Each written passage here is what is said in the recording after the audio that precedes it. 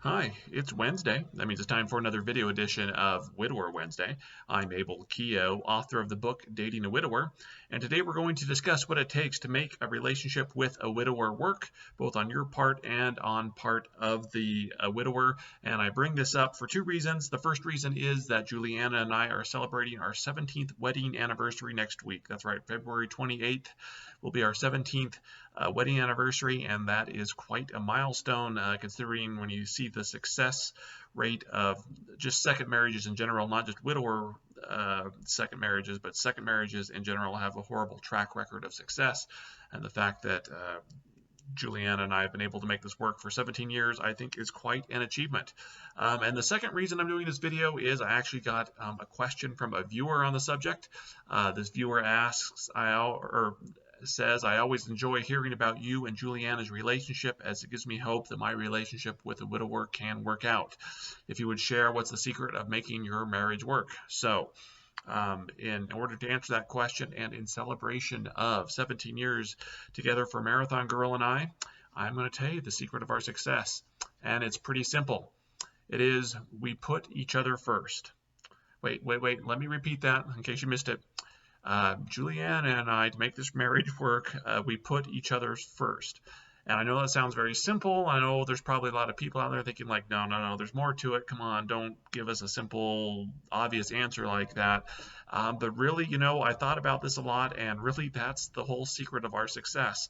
The problems I see in widower relationships, when I'm doing coaching sessions or answering emails, is that the widower, and it's usually the widower, sometimes it's not, but usually it is the widower, he's out there dating and he wants to date, he wants a relationship, but he can't do what it takes to put the new woman in his life, make her number one. And I get it, there's no guidebook rules for being a widower, and you're kind of learning as you go. Okay, well, there's the ultimate dating guide for widowers you should read, but unless you've been a widower before, it really is a lot of learning as you go. And even with books and stuff out there, nothing's perfect. But let me give you some examples that I see of when the widower can't make the new woman number one. So for example, it's when the late wife comes first. And really, when I say the late wife comes first, that means his grief comes first. You can't have a relationship if someone is pining after the past and actively grieving. Widowers need to do what it takes to get over their grief. Now, I get it. Grief is a necessary part of loss, but if not taken care of, it becomes very selfish. So basically, everything becomes about the widower and his grief, and you try to do things, and he's putting things like the anniversary or special days ahead of you, or his feelings ahead of you, and they really can't make you number one because they've reached, they're still at a point where they're thinking about their loss. And I still have yet to see a successful marriage work where one or both parties are widows or widowers, and when one of them is both focused on their dead spouse. I know I've heard of marriages where somebody says, hey, it's cool, my new husband or my new wife is married, they're married to a widow or widower, and whatever, there's pictures of the late husband or the late wife in there, and they kind of tout this as, look, I can make it work. I still have yet to see a long-term marriage or relationship work out this way. Eventually the new spouse, the new boyfriend, the new girlfriend, whatever, kind of gets resentful of that. And so basically, if you're a widow or widower, you've got to figure out a way to put the grief to the side. You've got to basically, be able to open 99% of your heart to the person that you're dating. The only way, again, one of the reasons that that Juliana and I have been married for 17 years is because I did everything I could to put my grief behind me, and and to basically say, look, I'm going to focus on you. I'm not going to focus on what I've lost. And this wasn't just something I just snapped my fingers and, hey, everything's working out. It's not that clear. But again, Juliana would not have married me. Definitely our marriage wouldn't have lasted 17 years if I had not been able to make her number one in my heart, and to basically do what it took to put my grief to basically grieve Krista and be ready for chapter 2.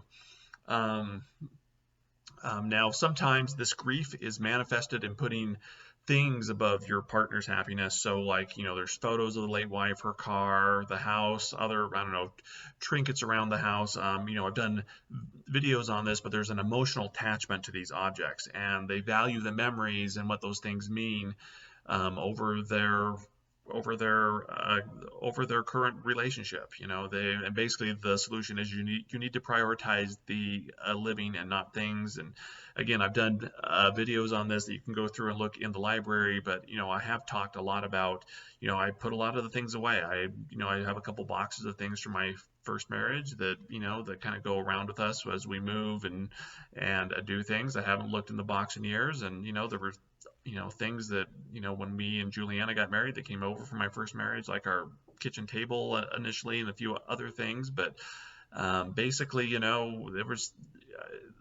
they were just things, and I was able to recognize them as things. Even though a lot of those things had a lot of sentimental value to me, I was able to say, what is more important to me is Juliana and her feelings and having a relationship with her over these things.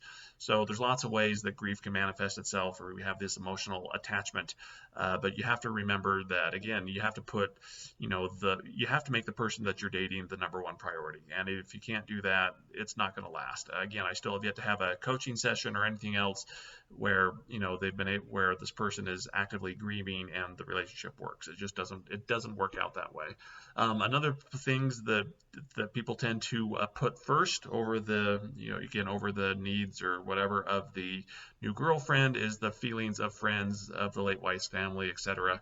So they'll hide you or the relationship, or maybe you guys have something planned and suddenly at the last minute they change it because the late wife's family wants to do something, or he has friends that wants to do something, and so they're more important than you. And really the only feelings that the widower should really be concerned about is that of yours and each other. They shouldn't, if he's putting the feelings of others, and I'll talk about kids in a sec. I know some of you are thinking, well, what about his kids? We'll talk about kids in a sec. But really, again, if a widower is putting the feelings of others before yours, I mean, and take out the whole widower equation. Take it any relationship, married, whatever. If somebody is putting the feelings of others above the person that they're with, how is that relationship supposed to work? You're supposed to be, the top priority in each other's lives. And if that other person is worried about the feelings of others, it's just not going to work. It's not just a widower thing. It's a general relationship thing. Now, I know some of you have been sitting here about the kids, and well, the kids come first, and the kids have lost a parent. They should come first. And no, they don't come first. The danger of putting kids first is that the couple's relationship is neglected, and a lot of times you'll see a lot of helicopter parenting going on, right? The kid's mom dies, and the widower kind of overcompensates, and he kind of gives the kids what they want, and there's this helicopter parenting going on, and the children grow up with the expectation that the world is going to indulge them, and it creates a sense of entitlement. It's something I see quite a bit, where the kids of widowers simply expect the widower to do whatever it is that they want. It doesn't matter if they're young kids or teenagers or adults. They've kind of grown up with this entitlement mentality that, my mom died, and so now people are just going to do whatever I want. A lot of times you see it with younger kids and with teenagers where whereas the woman kind of sees this, where the new woman sees this relationship, these kids aren't expected to do anything, right? There's no chores, there's no responsibilities, their grades can go to hell, and nobody cares. It's basically, and I'm not necessarily blaming the widower for all this, because let's face it, being a single parent is hard. But the widower just kind of feels like, well, they've lost their mom, and so I've got to indulge them. And what you basically get is a bunch of spoiled kids. And then, when the widower comes in and says, well, I want to get married, or I want to start dating again, the kids kind of throw a fit, and, well, we're supposed to be number one. You're supposed to do whatever it is that we want. I haven't had any responsibility. And of course, they're not saying it this way, but basically they've had no responsibility. They've kind of got their own way. And if they get resentful that dad's dating again, guess what? The relationship goes out the door, because the widower cannot make the new person number one. You also see this with grown adult kids. They think that they should be able to control their dad's dating life. So essentially, again, their mom dies, and they kind of step in and help dad out, and dad kind of gets back on his feet and starts dating again, and the adult kids again, are like, you can't be dating, what about mom kind of thing. And the widower, again, puts their feelings first and says, you're right, or I'll just make this relationship number two. If you guys want to control my dating life, that's great, and I'll just kind of have this little side relationship. Doesn't work, guys. No relationship can work when kids are made number one. And I say this from my own experience, is that, Juliana and I have 7 kids, and it's crazy. I mean, and they take up a lot of our time. In fact, they take up most of our time, right? A lot of our free time, especially now that some of them are getting older and are, involved in lots of sports at the high school level and things like that. We have lots of stuff going on. We still have some young kids. And again, I love my kids, and I do my best to be a parent and give them the things that they need, so they can be successful in life. And try to, if you're a parent, you get it. You just try to do your best to figure it out. But I would say, when it comes to any of my 7 kids, that they don't come first, that my wife Juliana comes first, and our relationship comes first, because otherwise there's no way that we could have this work. Now, I'll talk in a sec about some things that me and Juliana do. What are some things we do to make this work? But again, I'm going to point out, and I will point this out again, is that if you're putting your kids first, and it doesn't, again, take the widower part out of the relationship. I know there's people saying, no, the widower needs to make his kids number one. Take the widower part out of it, and again, try to find a successful marriage where the parents make the kids number one, and you really won't find it. You'll find a lot of maybe people that are married, but maybe not happily. You'll find a lot of marriages where, that they hold it together while the kids are there, and the minute the kids are gone, the kids are done being number one because they're out of the house. The parents have no idea what to do to even show each other that they love each other, and they get divorced. I mean, again, common stuff. This happens a lot. Again, kids are important, and you should love them. And there are some times where, they have to be the priority. But again, your general priority should be making each other number one. So here are some ways that Juliana and I put each other first. I think the biggest way, and I think the most successful way that's helped, is we learned each other's love language. Now, if you go in, there's the book, The 5 Love Languages. Highly recommend it. Go out and buy it and read it. But we had to learn each other's love language, because Juliana's love language and my late wife Krista's love language are very different. And it was a struggle at first, as for how do I show Juliana that I love her, and if I tried to show her ways that that Krista appreciated, they were falling flat and not working. So if you want to know our love languages, by the way, Juliana's is acts of service, and it's quality time for me. So when I want to show Juliana that I love her, things that I can do for her, like emptying the dishwasher, making the bed in the morning, helping out with laundry, helping their kids with the homework, whatever, mowing the lawn, shoveling the snow. It's doing acts of service for her, maybe things that she would normally do, where I can go in there and step in and help out. And then, like, for quality time for me, Juliana understands is really, I enjoy spending time together as a family. So, if you follow me on Instagram, or, you see my Facebook thing, we go to a lot of football games, we do dinners together, family vacations, game nights, and stuff like that. It's just basically, I want to have quality time with my family and with Julie, and so she does what she can to make sure that I have that quality time. And are we perfect at it? No, but we know each other's love language enough that we can really step in there and express our love for each other in ways that resonate with the other person. So if you haven't read the 5 languages, the 5 love languages, go out there and get it and learn how to speak your widowers or your girlfriends or wives or whatever it is, love language. Something else that Julie and I do is we have a weekly date night. We need the time to plan and focus on each other. It's usually just a couple hours, maybe 2 or 3 hours at the most, but it's a time where we can go out. We usually get some food, run some errands, and we plan and focus on what's coming up during the next week. We go on runs. In fact, we did a run this morning. We don't do it as much as we used to, because again, we have 7 kids and there's lots of craziness, but it is a great bonding experience for the 2 of us. In fact, this morning we ran 8 miles together and left the kids alone in the house for an hour, and there wasn't much talking during the run. It was just running. And that's something that we've been bonding with ever since we were first dating, and it's just a great experience for us. We'll send texts and flirts throughout, we'll kind of flirt with each other through text throughout the day. Again, it's not like we're spending lots of time doing this, but it might just be a text or two, just letting each other know how much we appreciate each other. We do our best to say I love you and show our appreciation for each other in front of the kids.